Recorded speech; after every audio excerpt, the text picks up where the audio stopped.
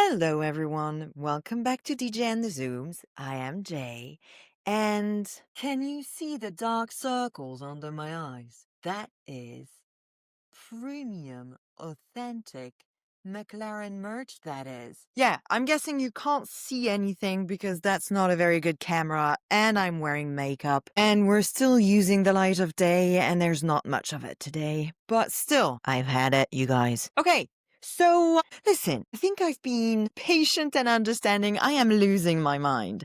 And I know this isn't the first time I'm saying this on this podcast. You guys know I've done lost my mind a while back. But still, what is going on at McLaren? I'm doing this podcast by myself. I do everything on my own, in my flat, on my own time, and nobody's giving me a dime for it. I've been feeling guilty for spending so much time talking about McLaren and especially Lando. But at the end of the day, listen, we are a laughing stock and I don't like it.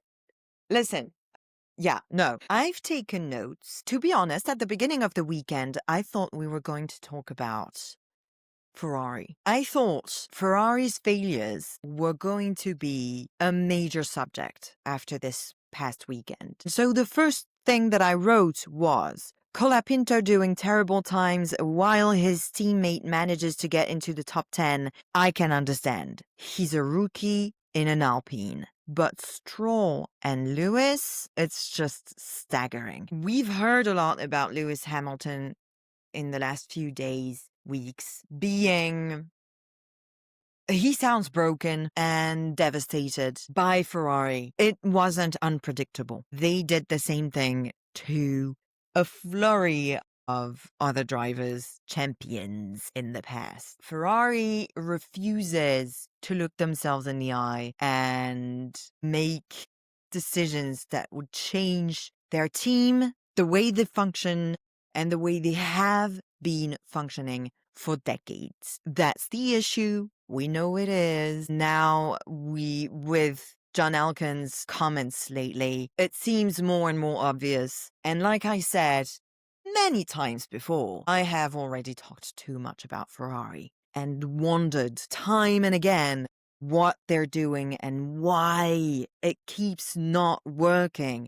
They've changed the drivers, they've changed the team principles. I suppose they've changed mechanics here and there, but it seems like in the higher up management, there must be people who still think it should be done when I say it should be done, I mean racing should be done in a very specific way that has evolved in the past decades. You know, I'm thinking about Williams. If you go back, yes, I'm going to mention Drive to Survive. If you go back a few seasons, you will hear Claire Williams explain that she hired I think he was an engineer, and I'm going to sound like an ignorant newbie, which I am, but for not knowing this guy's name, not remembering it. But the story is, she hired this guy who used to be one of the greatest, if not the greatest, and it flopped entirely because the man had not evolved with the time and thought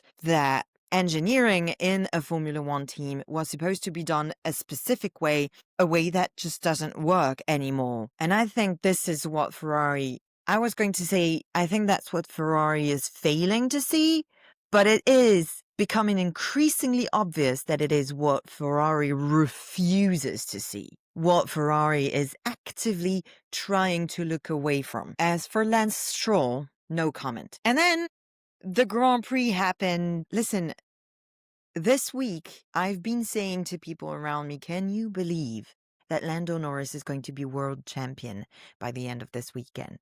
I hope they didn't believe it because I was full of shit, apparently. When it was announced that tires would only be allowed to go up to 25 laps and then would have to be changed, which meant there was going to have to be at least 2 stops for each driver. I hated the idea. I hated it on principle because I think forcing the drivers to do at least 2 pit stops is trying to manufacture drama in the race. I don't like it. I don't see the interest of it. I don't think it changes much in terms of interesting things that might happen in the race. And I wish we wouldn't rely so much on pit stop strategies. And then you get the idea that that means McLaren has 4 pit stops to manage, and it's been so disappointing all through this year. So it was yet another level of scary, but McLaren managed to surprise us with an even worse strategy. Maybe what they're trying to do is just explore new and improved ways to fail.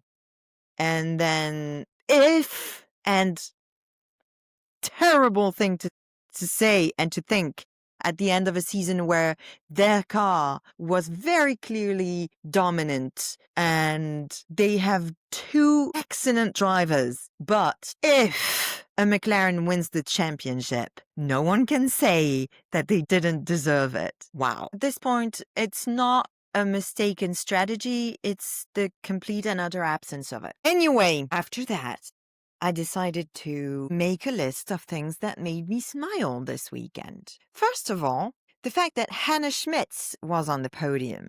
Since Max is the one who won the Grand Prix, a member of the Red Bull team was able to join him on the podium to accept the Constructors' Trophy. And this time it was their head of strategy, Hannah Schmitz, who is a legend. Sorry, she's their principal strategy engineer. And I'm so impressed by her. We need to celebrate these smart and strong women who've made it in a sport that is so obviously still very much a boys' club. And I was very happy to see her on that podium. Second thing that made me smile was Franco Colapinto doing yoga with Novak Djokovic and behaving like he's an 84-year-old man. He was doing the simplest stretches, and he's a high-performance athlete, and he was holding his back like he was struggling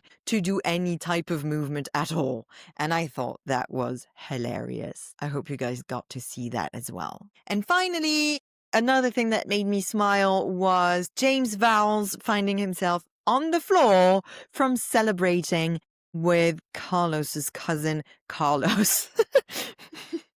The fact that they're all called Carlos is never going to not be funny to me. But anyway, the celebrations at Williams were very touching, and I love, obviously, as we all do, the fact that Carlos was unceremoniously pushed out of Ferrari and that he's now kind of doing better than them. Very clearly doing better than Lewis, who he was booted out for. And listen, I think that's the kind of storyline we all like to see, isn't it? And even I, who am not specifically a Carlos fan, enjoy this sort of plot line. Last thing that I would like to mention is not something that made me smile. It is something that broke all of our hearts collectively at once. And it is Ollie Behrman's pit stop. Listen, we've mentioned already in the episode the fact that I don't like the idea of having to do 2 pit stops. They can't choose their own strategies, and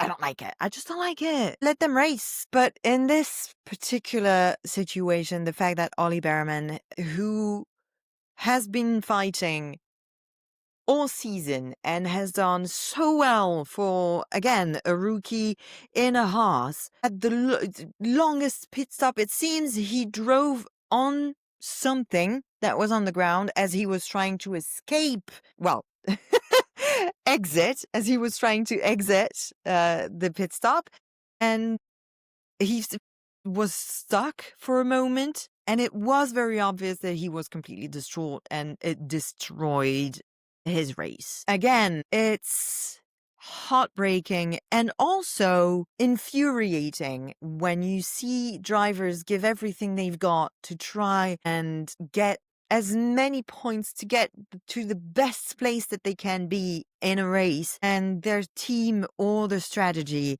just ruins everything for them. Of course, everyone in the team, from the garage to the factory, is going to be disappointed by such a mishap. But the drivers themselves, being in the thick of the action and pumped with adrenaline, they're obviously going to feel it in a different way. And because also they are public figures, which we follow, hear about, and have grown to care for, it does affect us in a different way, which I think is human and normal. In any case, that was the penultimate Grand Prix, and it is already race week. We're going to Abu Dhabi on Sunday. I'm very happy that the season is ending. I think we all need the winter to take a breather and come back refreshed. Everything is still on the table. It's still a three-way fight. It's going to be a very exciting weekend, and I'm terrified. Thank you for listening until the end. Don't forget to like, subscribe, follow, comment, share the videos and the posts on Instagram and on YouTube. And I'll see you next week. Bye-bye. I love you. Hey guys, so I forgot to mention it in the episode because I had some technical difficulties that made me waste time, and then I was frazzled and it slipped my mind.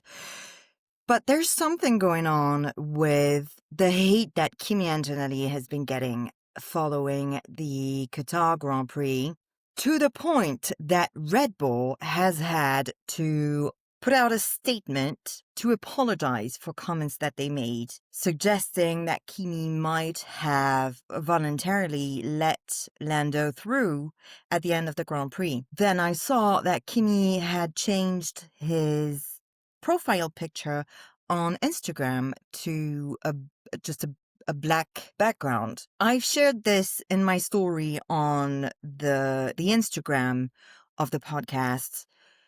To me, my opinion is that Kimi is collateral damage from the hate that Lando has been getting all season. And I would even go as far as to say ever since Miami last year.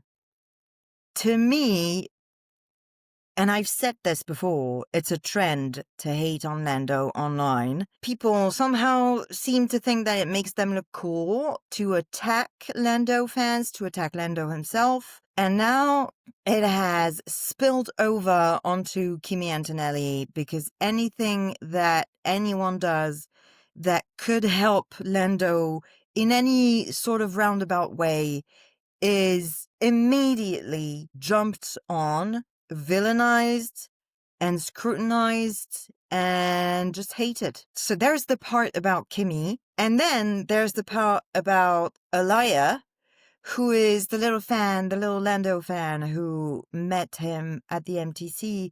I think it was during the summer break. The video was put out at that point. And she's this 4-year-old little girl with the beautiful little blonde curls, and she's just Nando's biggest fan. And I've seen today that her parents have been receiving an onslaught of hate and terrible messages and comments on their social media. It's all the same thing. It's all in the same vein. It's all following the same line of, you have to hate on Lando and hate anything that has to do with him, or else you're not part of the cool club. So what I think is, obviously F1 and or the FIA should have said something. McLaren also maybe earlier on, be it last year or during this season, about how out of hand the hate was getting about Lando.